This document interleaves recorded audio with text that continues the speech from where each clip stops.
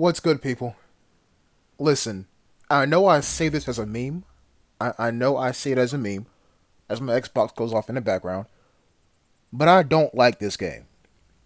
I really don't. But before we get started, this is my second channel, and at the time of this recording, it hasn't hit 1,000 subs yet, and I post on it bi-daily. So, also, if you want to see me stream this game, that's where I do it, on Wednesday and the weekends. Now, back to what I was saying. I don't like this game. I just don't. And 80% of the reason why I don't like the game is because of the players, right? Like, nobody knows what they're doing. And so it leads to some really weird stuff happening, which leads me to get shot by somebody who's in the bush that no one goes in. And if you're wondering, Jet, you sound a bit salty, my boy. What's going on? Well, let's just say that in a future video, it's going to be a lone wolf encounter with AB21 and myself. That's all I'm going to tell you. But yes, going back to this here gameplay video. To those of you that don't know, my two favorite weapons in the game are the H-Bar-T and the VSS. Both of which got nerfed. Hooray! But the reason why I'm saying this is because, like, why play anything purple when you have gold? Right? If you want to play an H-Bar-T, don't play an H-Bar-T, play an L96 or L86A1 LSW, as I'm getting aimed at by somebody up here. And why play a VSS when you have an SVU in the game? Right? You see, back in the days, purple weapons had their specialities, while gold weapons were just good at pretty much everything. That's how I feel like the game should be balanced. And I know I sound like a broken record player when I say this, but if I had control over the game, I would make it like this. The VSS hits hard at close range, but hits soft at far range. The SVU, on the other hand, would hit the same damage at any range. That's what I would do. But, unfortunately, I'm not a developer. I'm just a guy who plays the game and complains about it. And now what I'm about to say here is 100% truth. The only reason as to why I keep playing this game is because you all watch it. So, thank you. But, back to the gameplay, once again, for like the second damn time in the first 5 minutes of this here video. I have a VSS. I have a whole VSS. And I was thinking to myself, bruh, I have not posted with my so-called favorite gun in the game, if not one of my favorite guns in the game, for a long time. That need to change. And oh look, an L96. Or not oh look, but oh listen. So, the thing is, right? You can hear him firing. He's clearly over there near that exit. That position is broken. And if you're like, Jet, what do you mean? Hear me out. There's a game mechanic where if you go near an exit and someone else is there at said exit, crows go off. Homeboy is clearly somewhere on that rock. I can't go near him. As soon as I do, crow's gonna go off. He's gonna think to himself, oh shit, I might die. But guess what? The game has his back because he has a portable signal detector. Hooray. Like, listen, people, let me tell you something. I absolutely love portable signal detectors. They take the thinking out the game. Because all you gotta do is hit one button for like 3 seconds and you know where the nearest person is to you. It's fucking great. Right? Like, this is the best thing that ever happened to the game since the KK62. Like, it's fucking good. It's delicious. I love it. Enables players to just sit back in one spot and just shoot at people. And when they feel like, huh, I haven't seen anybody for a while. Let me check where they're at. And they hit a port, bruh. It's great. Great game design. That was all sarcasm. And you hear that mortar strike? That was meant for me. That mortar strike you heard going off in your right ear, if not in your right speaker, is meant for me.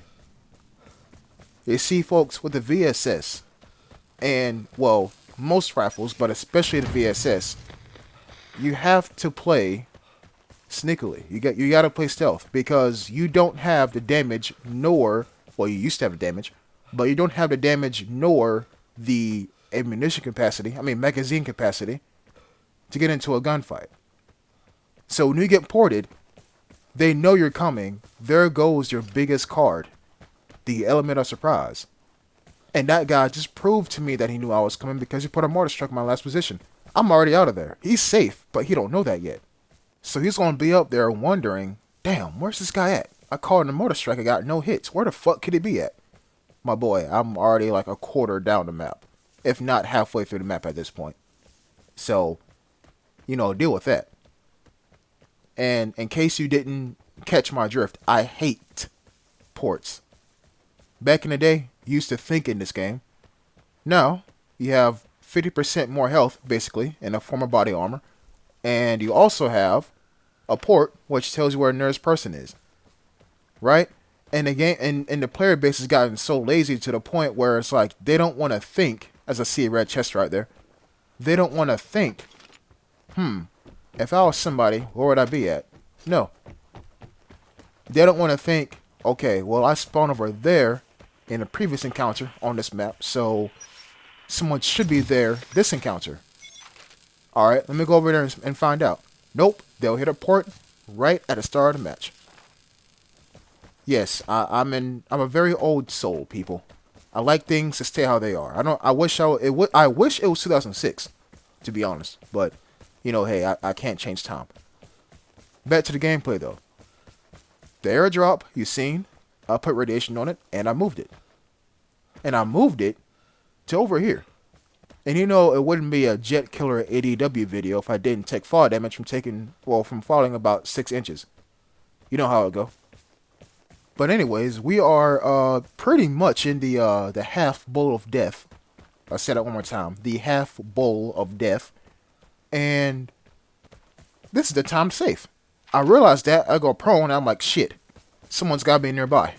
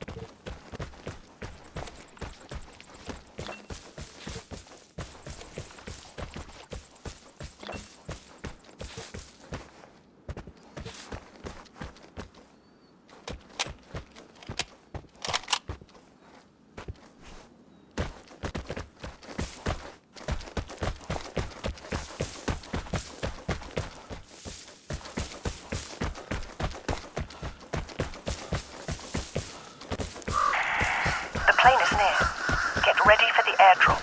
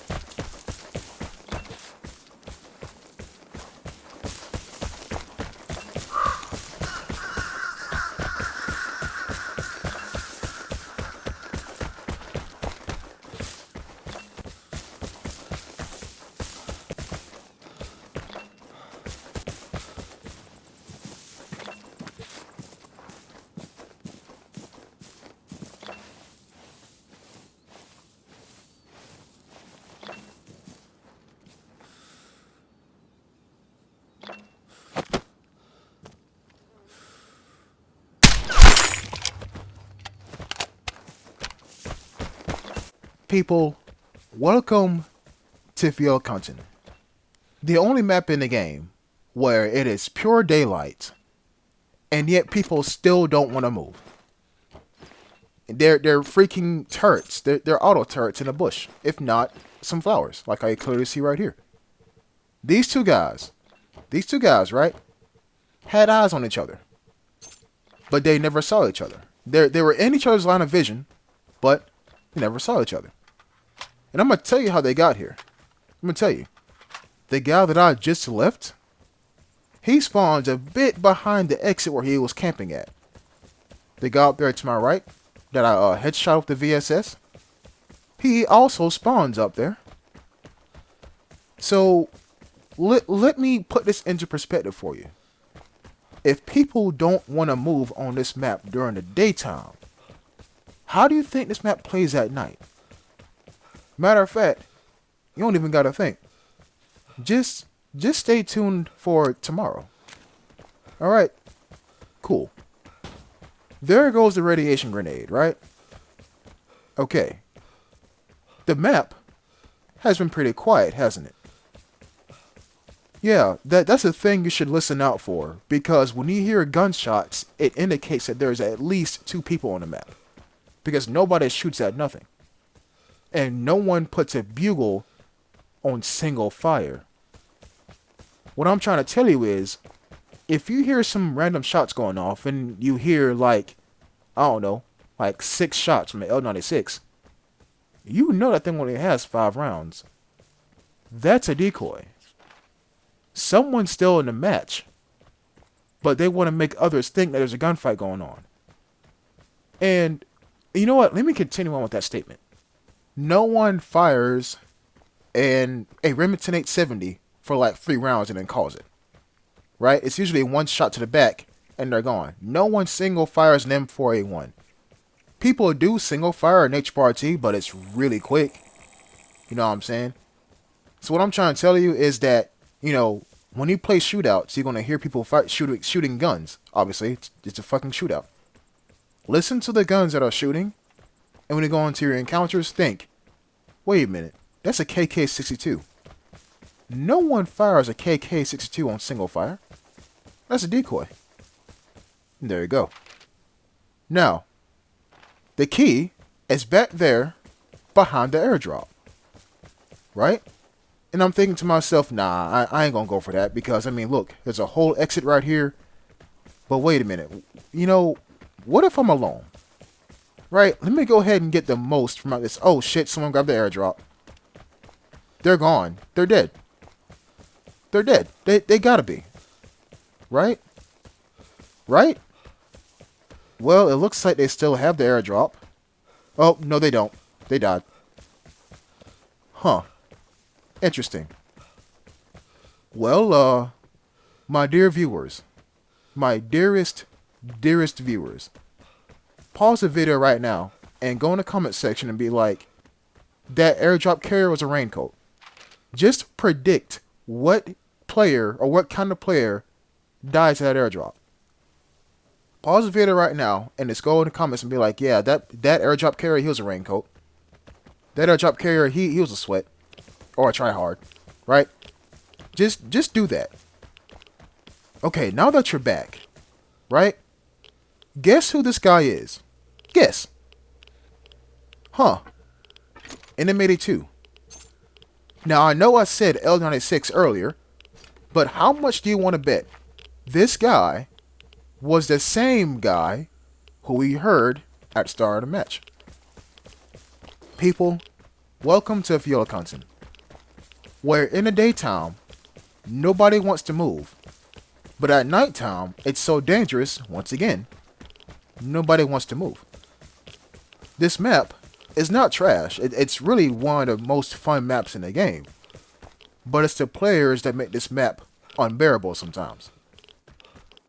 Now, am I sitting here and I'm bashing the player base because no one knows how to play the game? It may sound like it, but it's more like inexperience, right?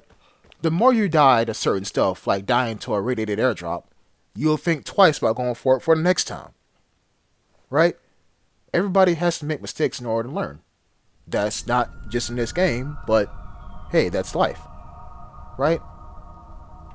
So the point of me bringing this here video is like, this is what I went through in the daytime. Tomorrow, you're going to see me playing at night.